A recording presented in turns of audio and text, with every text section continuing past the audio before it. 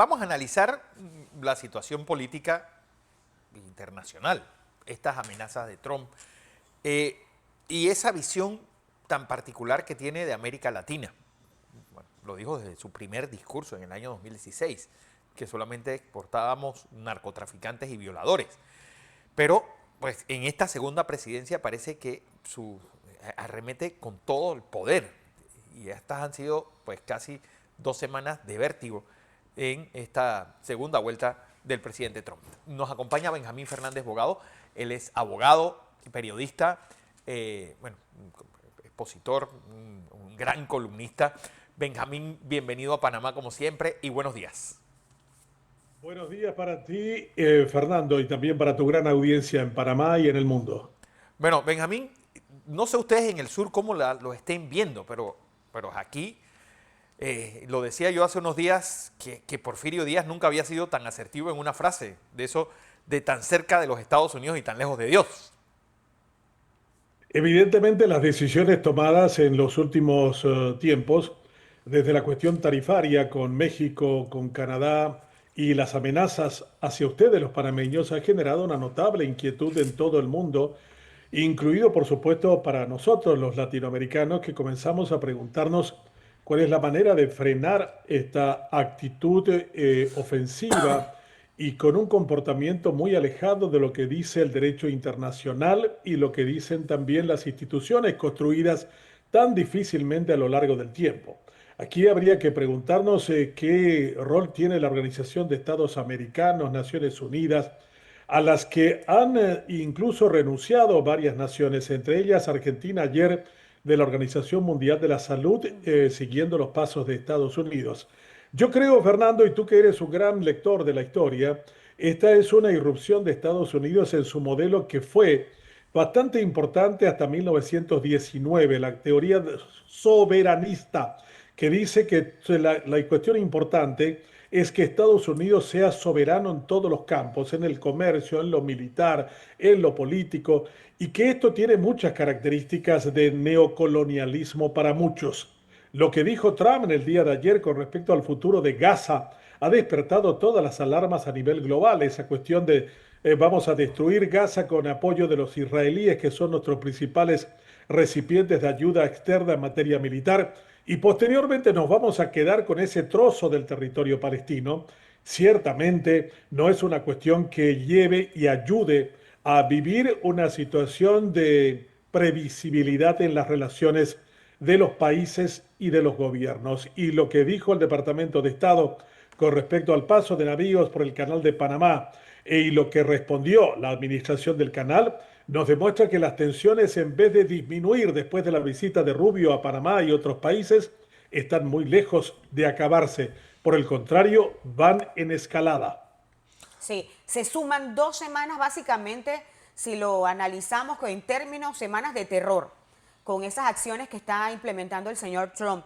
Ese regreso a la Casa Blanca por parte de el señor Donald Trump ha traído al mundo un caos con imposiciones. ¿Cuál cree usted que sea la estrategia que va a estar utilizando para seguir presionando no solamente a Panamá, a México, a Canadá, hacia España, sino a otros países? Habría que colocar quizás a esos especialistas en colocarse en el ojo del huracán para saber cuál va a ser la dirección y el nivel de daño que puede realizar. Pero es evidente que Trump ha venido para sacudir muchas de las estructuras y con todos los costos que eso supone. La cuestión de cerrar USAID, la mayor agencia cooperante a nivel mundial creada bajo el gobierno de Kennedy en 1961, administrando 41 mil millones de dólares, muchos de esos recursos quedándose en empresas norteamericanas, en negocios de americanos, le va a hacer perder mucho peso y mucho poder de la llamada soft diplomacy, que ha sido una de las ventajas que ha supuesto el triunfo de Estados Unidos contra la Unión Soviética en la Guerra Fría. Creo que esas sacudidas internas, esa irrupción de Elon Musk en el territorio administrativo del poder en Estados Unidos también tendrá un costo y una sacudida grande al interior de ese país. Y la percepción de que solo ellos se valen por sí mismos, hasta que no se puedan contar los efectos en su economía, van a seguir presumiendo de que realmente las cosas pueden andar sin que nadie sea convidado a la apuesta económica de Estados Unidos. La expresión de Trump acerca de que no les interesa América Latina y que América Latina tendría que estar interesada en los Estados Unidos es una muestra de arrogancia Sí. que no permite realmente encontrar elementos comunes en un mundo que, independientemente del título que se le ponga, globalismo o no globalismo, hace bastante tiempo estamos interconectados y eso importa y trasciende mucho más que una mera administración de un periodo en Estados Unidos. La salida de Estados Unidos del Tribunal Penal Internacional, bueno, no es que nunca entraron, para ser más preciso. La salida de la OMS, pues, en esa cleodinámica que uno tiene, pues, puede recordar la salida de Italia y de Alemania de la Sociedad de las Naciones en los años 30. Ese es uno, Y ese esa es aislacionismo una de, sí, norteamericano exacerbado después del crack del 29. esa es una de las pesadillas que emerge. Los seres humanos somos sujetos de hechos históricos y de memoria en torno a esos hechos. Y es evidente que un Estados Unidos aislado no le conviene a Estados Unidos ni le conviene al mundo. El mundo ha creado lo que se denomina la Pax Americana, que Sí. duró desde finales de la Segunda Guerra Mundial hasta ahora. Ha sido una etapa de gran expansión, de gran crecimiento a nivel mundial de Occidente y en especial de Estados Unidos, que ahora cree de que realmente sus problemas económicos, competitivos, tienen que ver con su inserción en el mundo. Trump cree que todo el mundo se aprovecha de Estados Unidos. Y yo creo que cuando se hagan los cálculos económicos, Estados Unidos ha sido el gran beneficiario, Pero, ha emergido como la gran potencia imperial del mundo desde 1945 hasta ahora. Antes refugiado, encerrado y no inviscuido en los asuntos de carácter internacional, eso le trajo, entre otras cosas, la Gran Depresión del 29, que no hubieran salido de ella sin la Segunda Guerra Mundial. La Segunda Guerra Mundial, moviendo todo el aparato industrial y económico de Estados hey, Unidos, les significó a ellos emerger, no solamente en términos económicos, sino, reitero, en convertir el periodo posterior en el gran periodo de la Pax Americana y el gran desarrollo económico de ese país como poder imperial. Ahora están yendo en contra de todo aquello que les había hecho próspero y creen de que realmente los niveles de competitividad, especialmente con China y con otros actores mundiales, les hace aparecer a ellos como que todos se aprovechan de Estados Unidos y que está dispuesto él a cortar todo aquello. El nivel de comunicación que actualmente se tiene por parte de Estados Unidos es a la desinformación. De hecho, ayer daban a conocer que Panamá no va a estar cobrando peajes a las embarcaciones de Estados Unidos, situación militares. militares y situación que fue rechazada y desmentido por parte en un comunicado de la autoridad del Canal de Panamá. ¿Qué opinión le merece a usted? Él está rechazando a la comunidad, sobre todo latinoamericana, a los inmigrantes. Tiene una campaña férrea contra los inmigrantes. Pero hoy por hoy la comunicación de Estados Unidos se ha visto un tanto aislada hacia los de habla hispana porque su página web ha eliminado el idioma español precisamente en esa dirección de rechazo que tiene el señor Trump. ¿Usted qué opina al respecto? El voto de los latinos, que mayoritariamente fue para Trump en las últimas elecciones norteamericanas, estarán siendo ahora sorprendidas por las decisiones tomadas por el presidente Trump en el tema migratorio, que todavía a mí no me asusta demasiado porque presidentes demócratas anteriores también habían sí. deportado por millones. Los números de Obama, de Clinton, de Biden son importantes y esto que están haciendo es simplemente continuar con una política que ya habían aplicado con anterioridad con otras administraciones. La cuestión que sí me preocupa, y creo estoy de acuerdo contigo, es la cuestión de haber convertido a la desinformación en un arma política. Que el secretario de Estado que recientemente les visitó haya sacado una comunicación que no haya sido conversada con ustedes en el tema del paso de los navíos militares sin pago de peaje en el canal, es una muestra de una forma de entender las relaciones basado en la desinformación y en la mentira. Y eso no favorece necesariamente a la convivencia pacífica, previsible y por sobre todo civilizada entre naciones y entre personas. Estados Unidos se está aislando del mundo y reitero, eso las veces que aplicó como política le fue muy mal a ellos y a nosotros. Creo que la administración de Trump debe estar pensando con severidad cuánto costo está dispuesto a pagar con este tipo de acciones y cuánto impacto tendrá sobre la sociedad mundial la desinformación como arma e instrumento político. Pero es que hay algo, Benjamín, eso, pues al final, Inglaterra está fuera de la Unión Europea gracias a esa desinformación. Un grupo dentro del Partido Conservador se creó esta historia de que Europa estaba, pues, minando y quitándole ingresos a los ingleses, salieron de la Unión Europea y con ese Brexit pues, totalmente pues, creado alrededor de mentiras, y ahora son ellos los que se han dado cuenta que no van hacia ningún lado con Europa. Pero hay algo que es particular en esta situación, y es que nos han encontrado a los latinoamericanos más desunidos que nunca. Sí, yo creo que la gran parte de esa ofensiva diplomática que trajo que los panameños recuperásemos el canal fue exactamente por tener una OEA pues bien cimentada, con objetivos claros. Nos arropamos dentro de este proceso de descolonización que había empezado en los 50 y en los 60, pero ahora mismo pues es una gallina descabezada que no tiene ni siquiera un líder.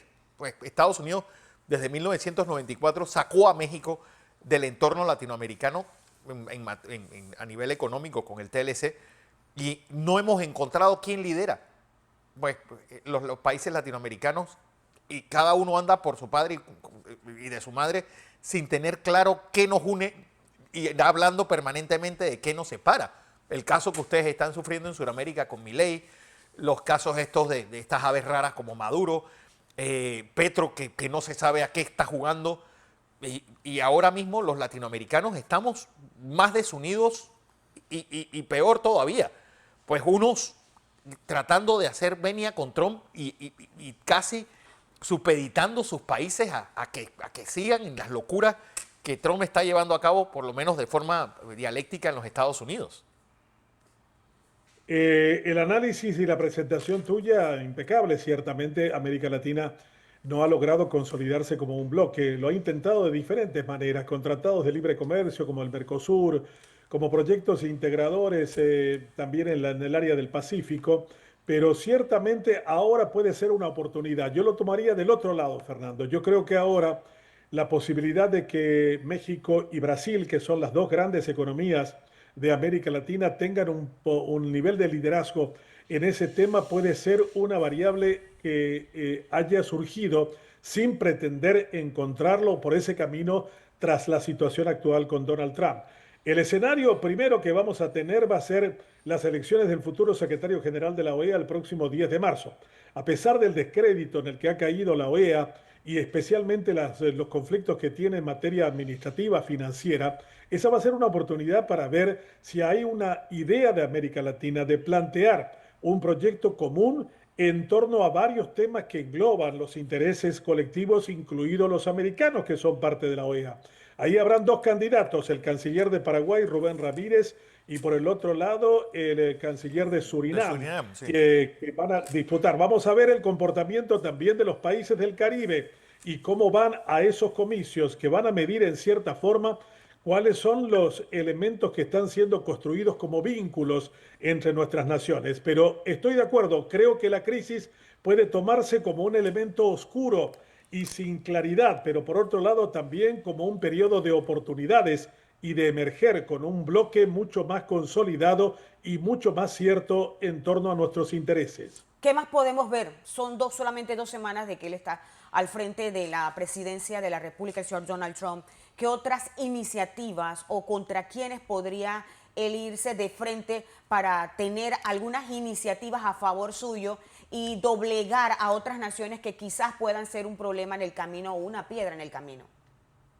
Estados Unidos tiene que resolver primero su gran problema de déficit fiscal, que es enorme. Tiene un problema económico también muy grande en términos competitivos. Ellos creen que pueden producir todo aquello que compran desde afuera y quieren aplicar tarifas a esos productos sin saber de que eso les va a generar una notable inflación y un tremendo malestar interno. La gran pregunta es por cuánto tiempo seguirá distrayendo a sus mandantes, los que votaron por él, los 330 millones de norteamericanos que están esperando vivir mejor desde hace mucho tiempo, y que estas cuestiones los pueden distraer por un tiempo. Pero si el huevo sigue costando $10 como ahora la docena, Sí. es poco probable que el malestar interno se apague y esté siendo distraído por cuestiones de Gaza, el canal de Panamá, las cuestiones de las tarifas y cosas Es que parecidas. Yo creo que curiosamente eso es lo que el hemos tiempo visto. va a Sí, decir eso. sí, sí, sí. Curiosamente es que eso es lo que hemos visto, Benjamín, porque todo se ha enfocado hacia afuera, hacia golpear, hacia acorralar.